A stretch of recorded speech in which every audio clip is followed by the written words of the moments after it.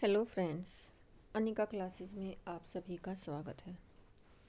Friends, हम अपना topic आदिकाल कर रहे हैं और आदिकाल में हमने अपने 3 प्रकरण कर लिए थे। 3 प्रकरण हमने कंप्लीट कर लिए थे। आज हम अपना प्रकरण जो 4 है वहाँ से शुरुआत करेंगे। प्रकरण देखो, आदिकाल को रामचंद्र शुक्ल ने कितने भागों में डिवाइड किया था? 4 में। पहले में रखा था सामान्य परिचय, दूसरे में रखा था उन्होंने अपभ्रंश काव्य, और तीसरे में रखा था जो वीर गाथा है, वीर गाथात्मक जो काव्य हैं उनको रखा था। चौथा जो प्रकरण है इसमें क्या है? फुटकल रचनाएं हैं। अब देखो, फुटकल होता क्या है? फुटकल वो होता है जिसमें मतलब कि एक स्वतंत्र रूप से रचना करना होता है, कोई किसी तरह के बंधन में नहीं होता कि उन्होंने ये देख कर या सोच समझ कर ही रचना करनी है। जैसे कि हमारे रीतिकाल में ना जो रीति सिद्ध रीति मुक्त कवि हैं, जो रचनाएं वो करते थे, ऐसे ही फुटकल रचनाएं होती हैं। ये ज़्यादातर रचनाएं किस लिए होती हैं? मनोरंजन के लिए होती हैं। इसमें भाषा आदि का कोई ध्यान नहीं रखा जाता क्योंकि साहित्य के लिए उपयोगी नहीं होती हैं। और इनमें फुटकल रचनाओं में रामचंद्र शुक्ल ने किन 2 कवियों को रखा है? एक तो अमीर खुसरो को रखा है और एक विद्यापति को रखा है। सभी को पता है अमीर खुसरो की जितनी भी रचनाएं हैं वो साहित्यिक संबंधी नहीं है। उन्होंने जो रचनाएं की थी वो मनोरंजन के लिए की थी, आम जनता की मनोरंजन के लिए रचनाएं की थी। जैसे कि उसकी मुकरियाँ हैं, पहेलियाँ हैं, ये क्या है? इसमें ना तो किसी भाषा से मतलब कि कोई भाषा से रिलेटेड है कि इसमें इस तरह के पद बद या कुछ इस तरह से होना चाहिए, नहीं। वो सिर्फ एक स्वच्छंद रूप से लिखी हुई आम बोलचाल में एक मनोरंजन के लिए कृतियाँ हैं। ऐसे ही विद्यापति की, इन्होंने विद्यापति को भी क्या है, फुटकल जो रचनाएं हैं फुटकल में ही रखी हैं। अब हम देखेंगे फुटकल रचनाएं में क्या क्या होता है। प्रकरण 4 फुटकल रचनाएं। आदिकाल में मोटे तौर पर 3 तरह की भाषा मिलती हैं। देखो, इम्पोर्टेंट है कि आदिकाल में किन 3 तरह की भाषा मिलती है, हम ये पढ़ते आ रहे हैं। प्राकृत की रूढ़ियों से बहुत कुछ बद भाषा अपभ्रंश, इसके भी 3 रूप मिलते हैं। जो अपभ्रंश है इसके भी क्या है, इन्होंने 3 रूप बताए हैं। कौन कौन से 3 रूप हैं? देखो, प्रचलित काव्य भाषा सिद्ध, सदोकड़ी, नाथ। जो सिद्धों की भाषा वो कैसी थी? प्रचलित काव्य भाषा। नाथ थे जो क्या किया? सदोकड़ी भाषा। सदोकड़ी सिद्धों में भी थी, क्योंकि नाथ और सिद्ध पहले एक ही थे, ये तो बाद में हुए हैं, बाद में अलग हुए हैं। सारंगधर विद्यापति की बोली अपभ्रंश में रखी गई। जो सारंगधर की रचना आचार्य रामचंद्र शुक्ल ने जो सारंगधर की रचना है वो कौन सी मानी है? हमीर रासो मानी है। और विद्यापति की जो बोली है वो किस में रखी है? अपभ्रंश में रखी है। अब देखो, प्राकृत की रूढ़ियों से बहुत कुछ मुक्त भाषा देश भाषा है। जो प्राकृत की रूढ़ियों से बहुत कुछ मुक्त भाषा यानी कि जिसमें किसी तरह का कोई बंधन नहीं होता, कोई छंद वगैरह ये कुछ नहीं होते, वो क्या होती है? मुक्त होती है। उसको हम क्या बोलते हैं? देश भाषा। इसके भी 2 रूप हैं, पिंगल और डिंगल। देखो, देश भाषा है, प्राकृत की रूढ़ियों से बहुत कुछ मुक्त भाषा को क्या कहा गया है? देश भाषा कहा गया है। और फिर देश भाषा के भी 2 भाग कर दिए गए हैं, पिंगल और डिंगल। ये इम्पोर्टेंट है कि जो पिंगल और डिंगल है वो किस भाषा के रूप हैं? देश भाषा के हैं। और जो देश भाषा का मुक्त रूप बताया वो किसका है? प्राकृत का है। प्राकृत की रूढ़ियों से लगभग मुक्त भाषा विद्यापति की पदावली, खुसरो की पहेलियाँ इसके उदाहरण हैं। अब जो देश भाषा है वो किस किस की हैं? जो विद्यापति की पदावली है और खुसरो की पहेलियाँ इसमें देश भाषा के अंतर्गत रखी गई हैं। कौन कौन सी रखी गई है अंतर्गत? विद्यापति और खुसरो को देश भाषा के अंतर्गत रखा गया। किसने रखा है? आचार्य रामचंद्र शुक्ल ने।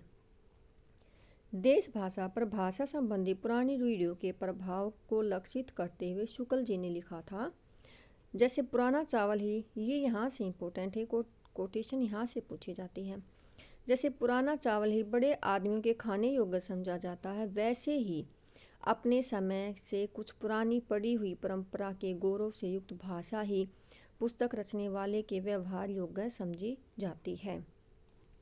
देखो, इसमें इन्होंने क्या कहा कि जैसे पुराना चावल, यहाँ पे चावल को लेके इन्होंने भाषा को चावल से वो क्या है, देखो बड़े आदमियों के खाने योग्य समझा जाता है कि जैसे जो ज़्यादा पुराना चावल होता है वो किसके लिए इम्पोर्टेंट है, बड़े आदमियों के लिए, कि वही यूज कर सकते हैं। वैसे इन्होंने भाषा को रिलेटेड किया दिया कि जैसे अपने समय की कुछ पुरानी पड़ी हुई भाषा है, जैसे प्राकृत की थी वो देश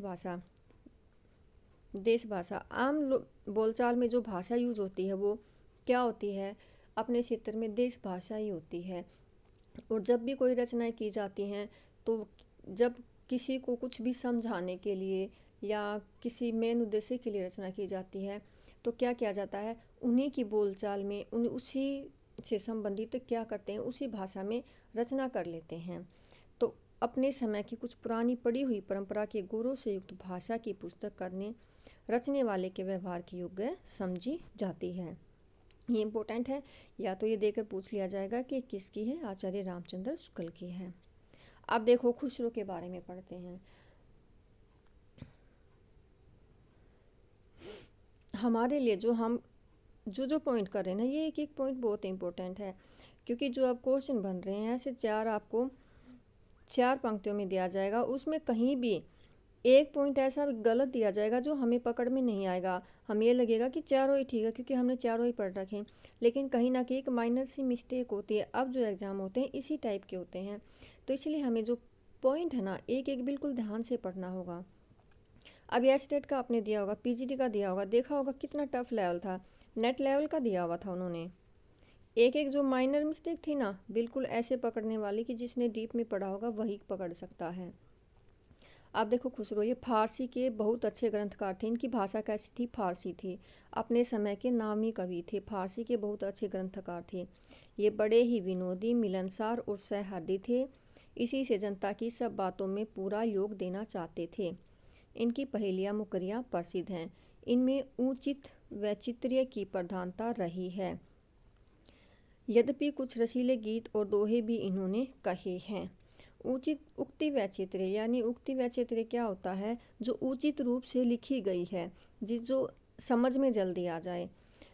खुसरो के नाम पर संग्रहित पहेलियों के कुछ प्रक्षिप्त और पीछे की जोड़ी पहेलियाँ भी मिल गई, इसमें संदेह नहीं। उदाहरण हुक्के वाली पहेली, हुक्का व तंबाकू खुसरो के बहुत बाद जहांगीर के समय में आया था। इंपॉर्टेंट है, ये पूछ ले, ये लाइन देकर पूछ ले। हुक्का व तंबाकू खुसरो की जो पहेली है किसके समय में प्रचारित हुई थी, तो जहांगीर के समय में प्रचारित हुई थी। इन्होंने गयासुद्दीन बलबन, देखो ये इंपॉर्टेंट है, गयासुद्दीन बलबन से लेकर अलाउद्दीन और कुतुबुद्दीन मुबारक शाह तक कई पठान बादशाहों का शासन देखा। देखो पूछ सकते हैं, या तो पूछ सकते हैं कि टोटल कितने राजाओं का देखा, या फिर ऐसे पूछ लेगा किस से किस तक का। गयासुद्दीन बलबन से लेकर अलाउद्दीन और कुतुबुद्दीन मुबारक शाह के तक के बादशाहों का इन्होंने क्या देखा, शासन देखा है। और शायद इन्होंने कम से कम 11 बादशाहों का शासन देखा है। तो ये बहुत ही इंपॉर्टेंट लाइन है। जिस ढंग के दोहे, तुकबंदियाँ और पहेलियाँ आदि साधारण जनता की बोलचाल में इन्हें प्रचलित मिली, उसी ढंग के पद पहेलियाँ कहने की उत्कंठा भी हुई। काव्य भाषा का ढांचा अधिकतर शौरसेनी या पुरानी ब्रज भाषा का ही भूतकाल से चला आता है। अतः जिन पश्चिमी प्रदेशों की बोलचाल खड़ी होती है उनमें भी जनता के बीच प्रचलित पदों, तुकबंदियों आदि की भाषा ब्रज भाषा की ओर झुकी हुई रहती है। अतः यह भी बात पाई जाती है। अब है ये खुसरो से रिलेटेड है। इनकी रचनाओं में 2 प्रकार की भाषा का प्रयोग हुआ है। ठेठ खड़ी बोलचाल पहेलियों, मुकरियों और 2 सुखनों में ही मिलती है। जो ठेठ खड़ी बोलचाल की भाषा वो किन किन में मिलती है, एक तो पहेलियों में, एक मुकरियों में और एक 2 सुखने, इनकी जो रचना उसी में मिलती है। यद्यपि इनमें कहीं कहीं ब्रज भाषा की झलक है, लेकिन ब्रज भाषा नहीं है। जो मेन भाषा का प्रयोग हुआ और ठेठ खड़ी बोली यानी कि जो आम चाल की जो देश भाषा थी उसी का प्रयोग हुआ। और किन तीनों में किया है, पहेलियों, मुकरियों और 2 सुखनों में किया है। अब है विद्यापति। विद्यापति की कौन सी रचना इन्होंने देश भाषा में रखी है, विद्यापति की पदावली। 3 भाषाओं में काव्य रचना की। विद्यापति ने कितनी भाषाओं में की, 3 भाषाओं में, संस्कृत में, अपभ्रंश में, देश भाषा में। पर जिसकी रचना में अपने समय की प्रचलित मैथिली भाषा का प्रयोग करने के कारण ये क्या है, मैथिल कोकिल कहलाए। वह इनकी है पदावली। जो इनकी प्रसिद्धि का आधार है वो कौन सी रचना है, पदावली इनकी प्रसिद्धि का आधार है। और इनको जो मैथिल कोकिल कहा गया किस रचना के आधार पर कहा गया था, पदावली के आधार पर कहा गया था, क्योंकि ये मैथिली भाषा में रची गई थी। देखो वो ये क्या थे, अपने समय की प्रचलित मैथिली भाषा का प्रयोग किया। और देखो ये मैथिल कोकिल सभी को पता विद्यापति को कहा जाता है, लेकिन कहा किसने, मोस्टली ये अभी पूछा नहीं गया ये क्वेश्चन किसने कहा किसने नहीं, लेकिन ये कुछ विद्वान, सभी नहीं कुछ विद्वान कहते हैं कि हरिओद जी ने कहा है। लेकिन अभी इस पर मतलब कि कंफर्म नहीं कि हरिओद ने कहा है, लेकिन कहीं कहीं लिखा हुआ है।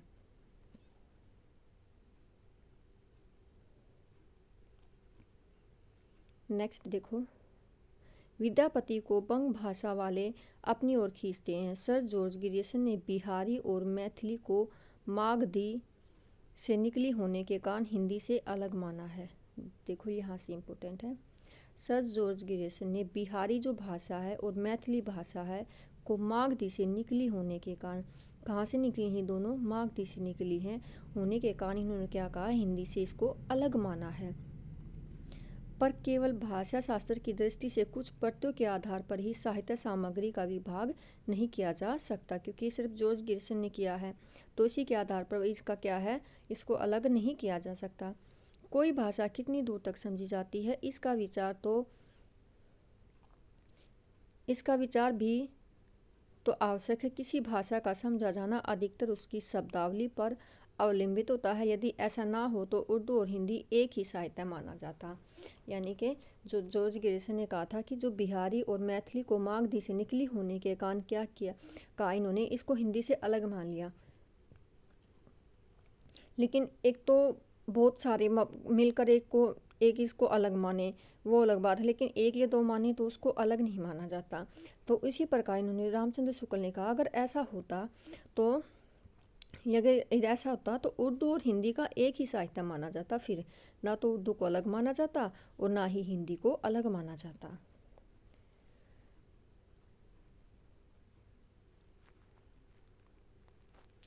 तो देखो, जिस प्रकार हिंदी साहित्य पर अपना अधिकार रखता है उसी प्रकार विद्यापति की पदावली पर, देखो जिस प्रकार हिंदी साहित्य बीसलदेव रासों पर अपना अधिकार रखता है उसी प्रकार विद्यापति की पदावली पर भी रखता है। यानी कि इसमें भाषा से को अलग रखकर कुछ भी नहीं किया गया है, इन दोनों पर क्या है, समान अधिकार रखा गया है। अब आध्यात्मिक रंग के चश्मे, और ये बहुत इंपॉर्टेंट है, पूछा जाता है ये तो किसने कहा या किसके बारे में कहा। आध्यात्मिक रंग के चश्मे आजकल बहुत सस्ते हो गए हैं, उन्हें चढ़ाकर जैसे कुछ लोगों ने गीत गोविंद के पदों को आध्यात्मिक संकेत बताया है, वैसे ही विद्यापति के इन पदों को भी सूर आदि कृष्ण भक्तों के श्रृंगार पदों की भी ऐसे लोग आध्यात्मिक व्याख्या चाहते हैं। पता नहीं बाल लीला के पदों का वे क्या करेंगे। इस संबंध में अच्छी तरह समझ रखना चाहिए कि लीलाओं का कीर्तन कृष्ण भक्ति का एक प्रधान अंग है। जिस रूप में लीलाएं वर्णित हैं उसी रूप में उनका ग्रहण हुआ है। इन लीलाओं का दूसरा अर्थ निकालने की आवश्यकता नहीं है। तो ये किसने कहा है, रामचंद्र शुक्ल ने कहा है विद्यापति के संबंध में। देखो आध्यात्मिक रंग के चश्मे क्या है, जब कोई एक रचना होती है और बहुत ज़्यादा प्रसिद्ध हो जाती है कि इसमें ये कोई भक्ति से रिलेटेड है, कोई श्रृंगार से, कोई वीर से, तो कुछ क्या होता है, एक ट्रेंड सा चल जाता है कि हाँ बस इसी में रचना करते चले जाएंगे, चाहे वो ठीक है या नहीं है। तो ये कहा कि आध्यात्मिक रंग के चश्मे आजकल बहुत सस्ते हो गए हैं। तो क्या होता है कि जैसे एक रचना विद्यापति की पदावली थी, जयदेव की गीत गोविंद थी, तो क्या हुआ, पदावली को क्या माना गया है शुक्ल ने कि जो गीत गोविंद थी जयदेव की, उसी से को उठाकर यूँ का यूँ उन्होंने श्रृंगारिक संबंधी जो पद थे वो लिख दिए। तो इस बारे में कहा था कि ऐसे ही यूँ का यूँ जो एक रचना हो जाती है उसी को लेकर सब ऐसे ही चल पड़ते हैं। तो इसी में कहा कि आध्यात्मिक रंग के चश्मे बहुत सस्ते हो गए हैं। विद्यापति के पदों को प्राय श्रृंगार का माना जाता है। सभी को पता कि विद्यापति को कोई तो श्रृंगारिक कवि मानते हैं, कोई भक्ति कवि मानते हैं। राधा कृष्ण नायक नायिका नायक हैं जयदेव के गीत काव्य के अनुकरण पर इनकी रचना की संभावना व्यक्त की। देखो ये गया जयदेव की जो गीत गोविंद थे उसी के अनुकरण पर संभावना व्यक्त की, उसके माधुर्य को अद्भुत माना है। विद्यापति को शैव माना है। कैसा कवि माना है, कैसा माना विद्यापति को? शैव। विद्यापति को कृष्ण भक्तों की परंपरा में न समझना चाहिए। किसके अकॉर्डिंग है? आचार्य रामचंद्र शुक्ल के अकॉर्डिंग है। उन्होंने क्या कहा कि विद्यापति को कृष्ण भक्तों की परंपरा में न समझना चाहिए, क्योंकि उन्होंने जो पदावली लिखी थी वो क्या थे? अधिकतर श्रृंगारिक पद थे, तो उसमें भक्ति से रिलेटेड ऐसा कुछ नहीं था, तो उन्होंने इसको श्रृंगारी कवि कहा था, भक्त कवि नहीं कहा था। शुक्ल ने राजा हमीर तक वीर गाथा काल को माना। हमने ये पढ़ा था। उसके पीछे उसके पीछे मतलब कि जो राजा हमीर के पीछे इस साइड नहीं, ये राजा हमीर है, इधर भी जो चलता है आगे का जो समय चलता है उसके बारे में बता रहा कि उसके पीछे भी वीर काव्य की रचनाएं हुई। जहाँ तक इन्होंने समय माना था वहाँ से आगे भी चलकर क्या हुआ था? वीर काव्य की रचनाएं हुई थी, किंतु कवि की प्रवृत्ति बदल चुकी थी। इनसे लक्ष्य करते हुए शुक्ल ने लिखा है, हिंदी साहित्य के इतिहास की एक विशेषता यह भी रही कि एक विशिष्ट काल में किसी रूप की जो काव्य सरिता वेग में प्रवाहित हुई है वह यद्यपि आगे चलकर मंद गति से बहने लगी, पर 900 वर्षों के हिंदी साहित्य के इतिहास में हम उसे कभी सर्वथा सूखी हुई नहीं पाते। कितने वर्षों में? 900 वर्ष में। उन्होंने राजा हमीर तक का समय तो माना ही है, लेकिन जब राजा हमीर के समय से आगे जो समय जैसे कि धीरे धीरे भक्ति काल शुरू हुआ था तो एकदम से ख़त्म नहीं हुआ था। तो उन्होंने कहा कि हमीर के पीछे यानी कि हमीर के जाने के बाद भी क्या हुआ था? वीर काव्य की रचनाएं तो हुई थी, लेकिन वैसे नहीं हुई थी जैसे आदिकाल में होती रही थी। तो उन्होंने यहाँ पर ये बताया, कितने वर्षों का माना है? 900 वर्षों का। ये इम्पोर्टेंट है। अब है देखो हमारा प्रकरण 4 कंप्लीट हो चुका है। कि प्रकरण 4 में किसको रखा? अमीर खुसरो और विद्यापति को रखा। ये क्या थी? फुटकल रचनाएं थी। अब हमने ये पढ़ चुका, लेकिन हम एक बार इसको फिर से एक टेबल के थ्रू देखते हैं कि आदिकाल का नामकरण और किसने क्या नाम माना। देखो सबसे पहले चारण काल जॉर्ज गिरियसन ने माना और FEK ने। प्रारंभिक काल मिश्र बंधु और गणपति चंद्रगुप्त ने। बीजोपन काल महावीर प्रसाद द्विवेदी ने। वीर गाथा काल आचार्य रामचंद्र शुक्ल ने। सिद्ध सामंत काल राहुल साकर्तियान ने। वीर काल विश्वनाथ प्रसाद मिश्र ने। संधि एवं उच्चारण काल राम कुमार वर्मा ने। आदिकाल हजारी प्रसाद द्विवेदी ने। आदिकाल को आदिकाल ही नाम दिया था हजारी प्रसाद द्विवेदी ने। जयकाल रमा शंकर शुक्ल रसाल ने। आधार काल किसने माना? मनराजे और मोहन अवस्थी ने। अपभ्रंश काल धीरेन्द्र वर्मा और बच्चन सिंह ने। उद्भव काल वासुदेव सिंह और संक्रमण काल राम खेलावन पांडे। ये बहुत ही इम्पोर्टेंट हैं, आप इनको एक नोट भी बना सकते हैं। इनको एक नोट में अलग से बनाकर लिख लो इनको टेबल को ऐसे कि ऐसे, और आप इसको बार बार रिवाइज करोगे तो आपको ये बहुत अच्छे से याद हो जाएगी। अब देखो हिंदी के प्रथम कवि कौन सा कवि है और किसने माना है? पुष्यदंत नहीं होगा, पुष्य या पुंड। पुष्यदंत अलग है और ये जो पुष्य कवि ये अलग है। पुष्य या पुंड कवि किसने? शिव सिंह सेगर ने पहला कवि माना है।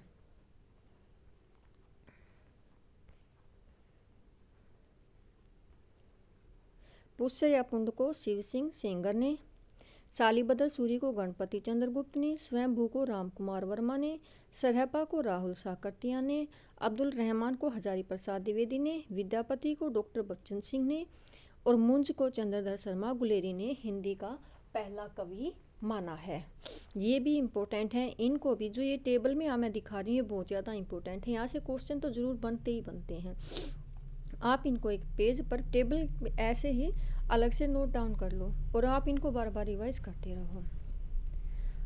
अब देखते हैं देवसेनकृत श्रावकाचार को हिंदी की प्रथम रचना माना जाता है। ये इम्पोर्टेंट है कि श्रावकाचार की प्रथम रचना हिंदी की जो प्रथम रचना कौन सी मानी गई? श्रावकाचार मानी गई। देखो प्रथम रचना श्रावकाचार मानी गई, लेकिन जो प्रथम कवि है वो देवसेन नहीं माने गए हैं। वो कौन से माने गए हैं? ज़्यादातर विद्वानों के अकॉर्डिंग स्वयंभू को माना गया है। ये भी याद करने जरूरी। पहला कवि स्वयंभू और पहली रचना श्रावकाचार है। जॉर्ज ग्रियर्सन ने आदिकाल के अंतर्गत 9 कवियों को शामिल किया है। इम्पोर्टेंट है कि जॉर्ज ग्रियर्सन ने आदिकाल के अंतर्गत कितने कवियों को शामिल किया? 9 कवियों को शामिल किया। मिस्र बंधुओं ने आदिकाल में पहले 19 कवियों को शामिल किया था। जॉर्ज गिरिसन ने 9 को, मिस्र बंधुओं ने 19 कवियों को शामिल किया था। फिर अगले संस्करण में 2 संस्करण किए थे इन्होंने। अगले संस्करण में सिद्धों और नाथों को शामिल कर संख्या कितनी कर दी गई?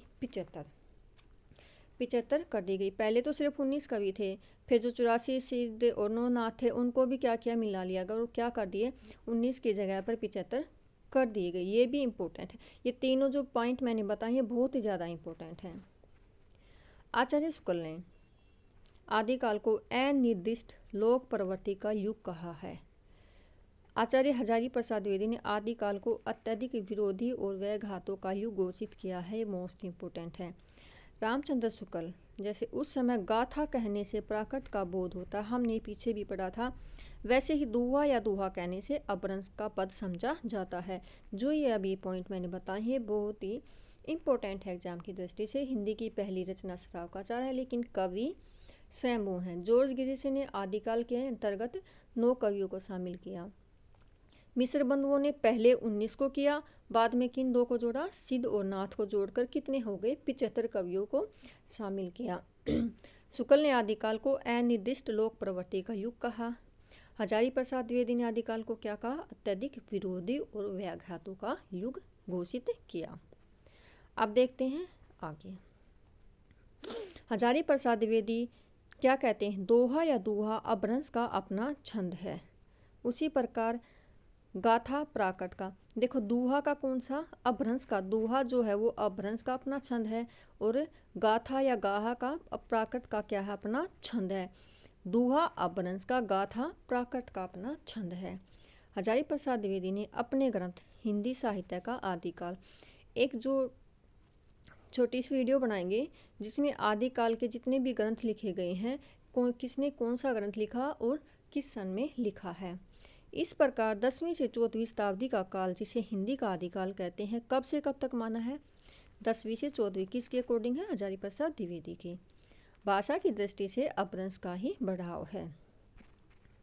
हजारी प्रसाद द्विवेदी ने डिंगल कवियों की वीर गाथाएं निर्गुण संतों की वाणियों, कृष्ण भक्त या रामानुग भक्ति का मार्ग माना है। तो ये किसके अकॉर्डिंग है, हजारी प्रसाद द्विवेदी की। तीनों कोटेशन बहुत ही ज़्यादा इम्पोर्टेंट हैं। अब है देखो, अपभ्रंश की रचनाएं स्टार्ट हो गई हैं कि अपभ्रंश में किसने कौन सी रचनाएं की हैं। कितना है एक बार मैं चेक कर लेती हूँ।